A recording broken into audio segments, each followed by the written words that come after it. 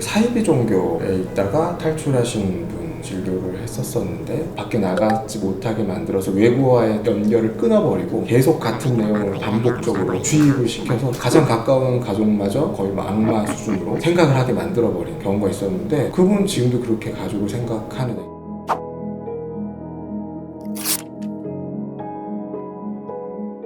안녕하세요, 쿠쿠닥스입니다. 저희 셋이 오랜만에 모여서 EBS 국제 다큐멘터리 영화제에서 메흐란 타마돈 감독의 친애하는 원수에게 라는 영화에 대해서 리뷰를 좀 해보려고 합니다. 대략적인 줄거리를 얘기하자면 메흐란 타마돈 감독은 이란 사람인데 프랑스로 망명한 이란인들에게 실험삼아 이슬람 공화국의 정부 요원이 하듯이 자신을 고문 또는 신문해달라고 요청해요. 실제로 학대를 직접적으로 경험해본 한 유명 배우가 이 요청을 수락하죠. 그래서 이 배우는 타마돈 감독을 한겨울인데도 속옷만 입힌 채 물을 뿌리고요. 반나체의 모습을 카메라로 촬영하거나 계단을 오르락내리락 시키기도 하죠. 실험이 끝나고 이 배우가 느낀 점을 인터뷰하며 마무리되는데요. 영화 보면서 도대체 고문을 당했던 사람한테 왜 가해자 역할, 신문자 역할을 했을까? 뭐하러 이런 세팅을 했을까? 그 신문자 역할을 했던 피고문자가 복수의 의미처럼 한번 해보려고 했던 건가? 신문자를 직접 만나서 복수를 할 수는 없으니 자신이 그런 거를 해봄으로 인해서 나는 어떤 상태였었지? 내가 뭘 받았었지? 하면서 자신을 한 번 더 들여다보게 하는 기회를 갖게 하는 게 아니었을까? 감독이 고문을 받았던 사람한테 너가 고문하는 역할을 해봐라고 한 것은 사실 정신과 의사 입장에선 이건 좀 해로운 행위가 아닌가, 그래도 뭔가 도움이 되는 부분이 뭐가 있을까라고 생각을 해봤을 때 고문을 당한 사람 입장에서 굉장히 수치심이 들었을 거라고 생각이 되거든요. 내가 왜 그런 꼴을 당했지? 이렇게 바보같이 대답을 했을까? 예를 들면 이런 생각이에요. 근데 고문을 직접 해보고 그 사람을 관찰해봄으로 인해서 나만 그런 게 아니라 고문을 당하는 위치에 가면 다 그렇구나 라고 느끼게 된다면 다행이다. 저도 충분히 동의하고요. 영화상에서도 나오잖아요. 여자 배우분이 내가 이틀 동안 이 역할을 했더니 내가 사람이 변해버렸어. 내가 이걸 가지고 계속 살아간다면 너 나한테 어떡할 거야? 굉장히 항의하잖아요. 그 피해를 받았던 사람에게 꼭 좋은 결과를 가져오는 거는 아닐 수 있겠다. 고문이나 신문이라는 게 육체적인 것도 나오지만 말로도 하거든요. 헛소리 집어쳐, 너가 이런 행동하는 거 다 너의 위선이야 이러면서 이 사람의 선한 의도를 막 뿌리채 흔드는 그런 말들도 나오는데 뭐 이런 것들이 그 사람의 심리적 근간도 다 흔들 수도 있는 것 같아요. 혹은 일상생활에서 그런 언어폭력 같은 것들이 한 사람이 다른 사람에게 어쨌든 우위를 점하고 있을 때 가능한 일이잖아요. 바깥에서 그냥 1대1로 만난 상황에서는 상대가 나한테 헛소리 집어쳐 이러면 뭐라는 거야 짜식 이러고 그냥 가면 되죠. 상대 안 하면 돼요. 근데 도망갈 수 없는 상황이잖아요. 이 신문이나 고문 혹은 집안에서 벌어지는 어떤 언어폭력 이런 것들은 저희가 학습된 무기력이라는 용어가 있는데 계속 그런 데에 노출되면 자기는 그냥 원래 그런 사람이고 그 사람이 말하는 대로 따라야 하는 무기력한 존재로 이렇게 인식을 하게 되는 그런 심리적인 효과가 있는 것 같습니다. 아주 위급한 상황이 아니더라도 매일 반복되는 트라우마, 특히 멀티플한 위해들이 계속되면 이걸 입은 사람들은 자신의 자아나 자존감까지도 생성되지 못하는 이런 상황이 벌어지겠죠.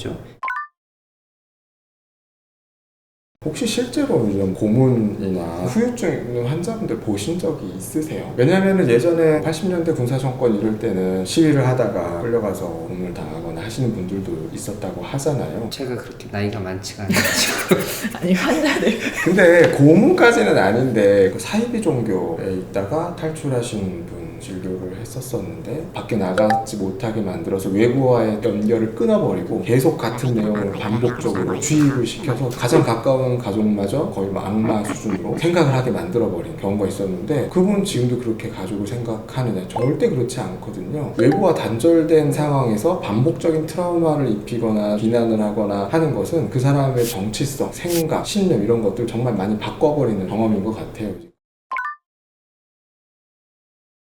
고문을 하는 혹은 신문하는 것을 그 사람들에게 다시 보여줌으로 인해서 공감 능력, 인간성 이런 것들을 깨닫기를 좀 바란 것 같은데 어떨 것 같으세요? 스스로 객관적으로 본다는 게 되게 어렵잖아요. 네. 그러니까 예를 들어 나는 고문을 막 했어. 근데 실제로 고문하는 똑같은 걸 봐도 저거는 진짜 나쁜 놈인 거고 나는 저거랑 상황이 완전히 다르지. 이렇게 받아들이고 스스로 합리화하는 게 너무 자연스러운 것 같아요. 그러니까 이선화 원장님 말씀으론 고문 가해자들은 죄책감을 느끼지 못할 것이다. 못할 수도 있다. 왜냐면 나는 그러면서 저거랑 다르다. 특수한 상황에서 안에서 어떤 목적이 주어지면 저는 누구나 다 할 수 있다고 생각을 하거든요. 그리고 고문 가해자들은 되게 그렇게 본인은 생각하고 있을 것 같아요. 우리는 어떤 종교, 이념, 국가를 위해 공모하고 있는 것이다 라는 어떤 명분을 주어주는 정치인이나 선동가가 있다면 사람들은 거기에 너무나 쉽게 갈 수밖에 없다. 그리고 그것에 죄책감을 느끼기는 굉장히 쉽지 않을 것 같다. 유명한 실험이 있잖아요. 스탠리 밀그램. 2차 대전 이후에 사람들은 왜 이렇게 행동했을까에 대한 사회심리학 실험인데,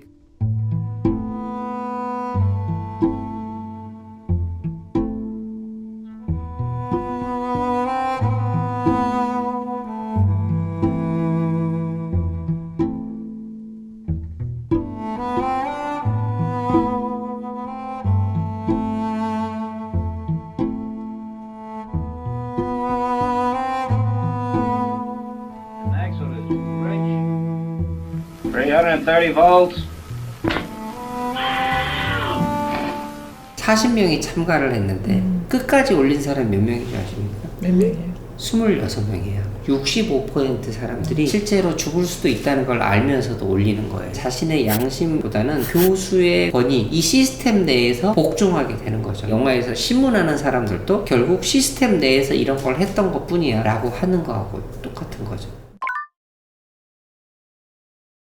이란이라는 나라가 되게 원리주의적인 나라잖아요. 독재, 종교로 이렇게 지배되고 있는 자신의 조국에다가 뭔가 하나 돌을 던지고 싶었던 거 아닐까, 감독이. 그래서 조금이라도 뭔가 변화를 불러일으키고 싶었던 건 아닌가. 저는 이제 어떤 게 떠올랐냐면은 경계성 인격 있고 이런 분들 분노가 활하다가 보면 막 집어던지고 손목을 긋고 칼로 막 위협을 하고 이럴 때가 있잖아요. 근데 그때 그 모습을 이렇게 촬영을 해보라고 하거든요. 그거를 나중에 보여주고 그럼 그거 보면은 내가 실제로 이런 모습이구나, 스스로에 대한 제3자로서의 느낌을 받으면서 많은 생각도 하게 되는 그런 것도 좀 떠올랐고. My Worst Enemy가 친애하는 원수에게라고 우리말로 제목이 나와요. 이 제목을 왜 이렇게 번역했을까 싶지만 에너미는 결국 나한테 있어요. 내가 가진 폭력적인 면들이 나의 가장 큰 적들일 수 있다고 저는 봐요. 피해를 받았던 이 여배우가 자기가 받은 피해 그대로 흉내를 내게 되는 거예요. 피해자는 가해자의 어떤 이런 것들로 자아가 쪼그라들고 폭력적으로 우리가 변해 가버릴 수 있다. 오늘 저희 쿠쿠닥스와 함께하는 영화 리뷰 좀 어떠셨는지 궁금합니다. 일반 상업 영화가 아닌 다큐멘터리 영화만의 매력이 있는 것 같고, 올해 EIDF는 지나갔지만 내년도 EIDF와 딥박스를 통해서 다큐멘터리 영화만의 매력을 더 만끽하셨으면 좋겠습니다. 많은 관심 부탁드립니다.